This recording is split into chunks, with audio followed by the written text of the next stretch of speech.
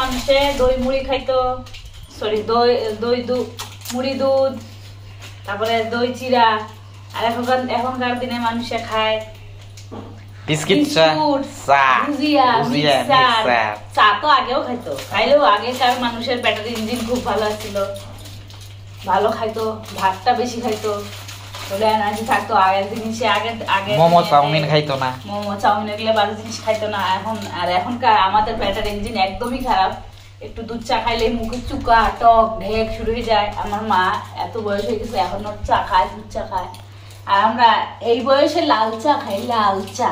আমাদের ঘরে দেখো কতগুলি মানুষ, 6জন 7জন মানুষ, একজনের লাল চা, একজনের দুইজনের দুধ চা, তারপরে 2 বাচ্চা ছেলে হচ্ছে বনবিটা নাহলে ছাতু টাতুগুলা, তারপরে তার বাবা খায় ব্ল্যাক কফি, তারপরে সোনু খায় ব্ল্যাক কফির সাথে চিনি দিয়া, মানে রকম রকমের জিনিস খাওয়া হয়।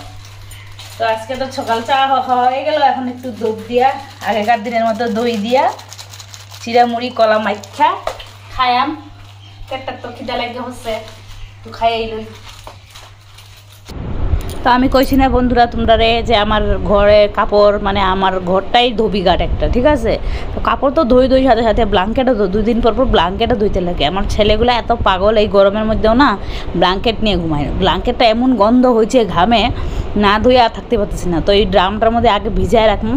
আর আমার বাবুর কাণ্ড দেখো, আমার বাবু যদি জল পায় না তাহলে সারাদিনই মনে হয় দাঁড়ায় থাকবে। আর এমনি তুমি দাঁড় করাও 5 মিনিটও দাঁড়ায় না, 5 মিনিট কি 2 মিনিটও দাঁড়ায় না। তারপর ব্ল্যাঙ্কেটটা ভিজে আইসা বসছি আবার বাড়ির ভিতরে, মানে রুমের ভিতরে। এখন সকরা বাসন টাসন আছে, 4 বাসন। সকরা বাসন বলতে কি চাটা খাওয়াইছে, সকালে ব্রেকফাস্ট খাওয়াইছে, তো ওইগুলো ধুইতে লাগবে। আর কুকারটাও ভাবছে গন্ধ, মানে গরমের দিন কুকারটা যদি প্রতিদিন একটু না ঘষাই না ধুই তাহলে গন্ধ হয়ে যায়, যে ডাল রান্নি বা ভাত রান্নি যেটা, এই গন্ধ হয়ে যায়, নষ্ট হয়ে যায় তাড়াতাড়ি করে। তো এই জন্য রোজই প্রতিদিনই একটু করে ধুইতে লাগে, হালকা পাতলা যাই হোক।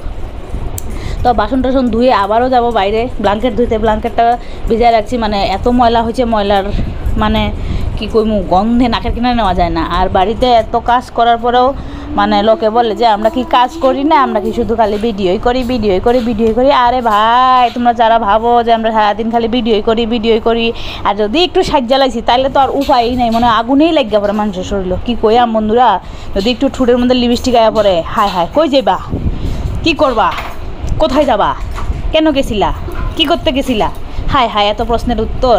আর আমি কোনো জায়গায় যাই না, আমি বাড়িতেই সাজলাম, একটু সাহায্য করে একটু ভিডিও করি 15 সেকেন্ড 20 সেকেন্ড, যদি একটু মানুষের এন্টারটেন করতে পারি, মানুষে একটু হাসাইতে পারি, নিজেরও টাইম পাস হয়, নিজেরও ভালো লাগে না।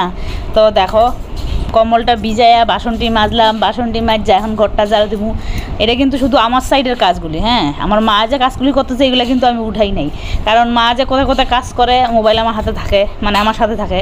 তো যখন উঠাইতে পারি তখন উঠাই, নাইলে আমারটা আমি নিজেই উঠাই, ঠিক আছে? তো আবার তোমরা ভাইবো না যে আমার মা কাজ করে না, আমার মা কিন্তু সারাদিনই কাজ করে, পারলে আমার থেকে বেশি করে। তো দেখো ঘরটা ঝাড়ু দিয়ে এখন আয়া বসছি আবার বাবুর নখগুলো কাটতে। আর আমার বাবুর নখগুলো না, জন্মপর থেকে একটা জিনিস আমি লক্ষ্য করছি আমার বাবুর, যে মানে বাবুর শরীরে কোনো গ্রোথ হয় না, ঠিক আছে? একটু লম্বা হইতেছে, বাট মোটা আজ পর্যন্ত হয় নাই। তারপর তোমার মানে শরীরের যে একটা হাত পা মোটা হবে এগুলো কিচ্ছু হয় না, কিন্তু তার যে নখটা একদম সপ্তাহে বাড়ে। আর চুলটাও প্রথমে ভালো আসছিল, যখন জন্ম ছিল তখন অনেক চুল আসছিল, তারপর যখন একটু চুল কাটছি তারপর কিন্তু 3-4 মাস পার অনেক কয়েক মাস পরে চুল উঠছে। তখনও আমরা ভয় পেয়ে গেছিলাম যে এত দিন হয়ে গেছে এখনও চুল উঠে না। তারপর থেকে যে চুল উঠে, এখন তো 2 দিন পর চুল কাটতে লাগে। ওই দিনকার ভিডিওতে তোমরা দেখাইছিলাম আমি যে বাবু চুল কাটতেছিলাম বাড়িতে। এই যখন নখ কাটতেছি তাতেও কান্না, নখ কাটবে তাতেও ভয়, মানে ভিতরে যে এত ভয় আমার বাবুর কি আর বলবো। মানে ছোটো থাকতে থেকে মানে এত ওষুধ, এত ইঞ্জেকশান, এত পরিমাণে মানে ওষুধ খাইছে না, বাচ্চা পুরো ভয় পেয়ে গেছে। আর তার মধ্যে হচ্ছে পায়খানা টাইটের মধ্যে বাবু মানে ওষুধ দিয়ে ও পায়খানা করাইতাম পুরা, মানে এখনও পর্যন্ত ভয়। এখন তো ওষুধ দেই না, তবুও পুরা ভয়, হঠাৎ দিতে লাগে। ব্ল্যাঙ্কেট দইতাছি,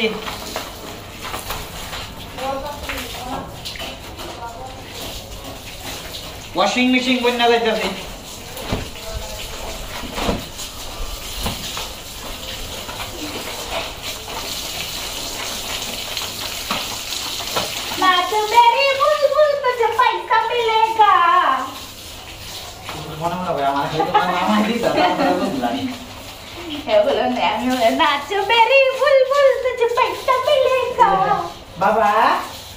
বাবা তুমি কি একটু নামবা?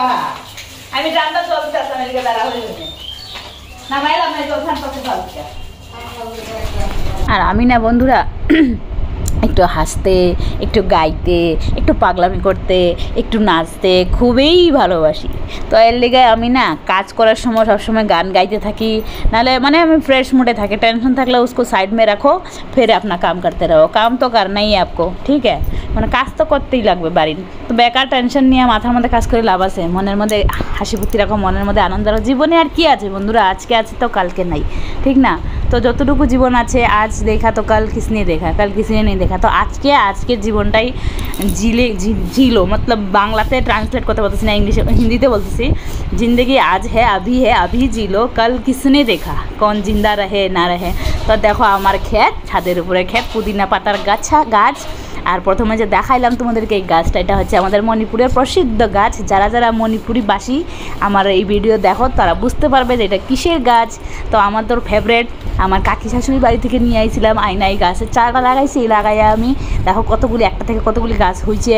তো এখন আজকে এটার ইরম্বা খামু, এন্ডেম দিয়া ইরম্বা। তো যার যার খাইতে ইচ্ছা করে জলপাইগুড়ি শিলিগুড়িতে থাকো, আমার বাড়িতে চলে আইসো, আমি ইরম্বা বানায় খাওয়াই দেবো। আর কি আর কইবো, আমার পেট তো পেট না, কুয়া একটা, ঠিক আছে বন্ধুরা? দেখলাই তো তোমরা, প্রথমে আগে চিড়ামুড়ি খাইলাম, এখন আবার খিদে লাগিয়ে বসে পেটের মধ্যে।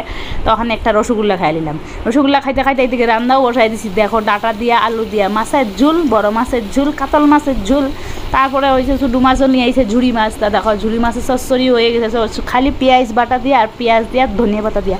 তোমরা এইভাবে কইরা কারা কারা চচ্চড়ি খাও আমার কিন্তু কমেন্টে অবশ্যই বলবা। আর তোমরা আমার রান্নাগুলি কেমন হয়েছে এটা কিন্তু একদম অবভিয়াসলি বলবা কমেন্টে যে কেমন হয়েছে। এদিকে দেখো মাছগুলি একদম কটকটা করে ভাইজা রাখছি।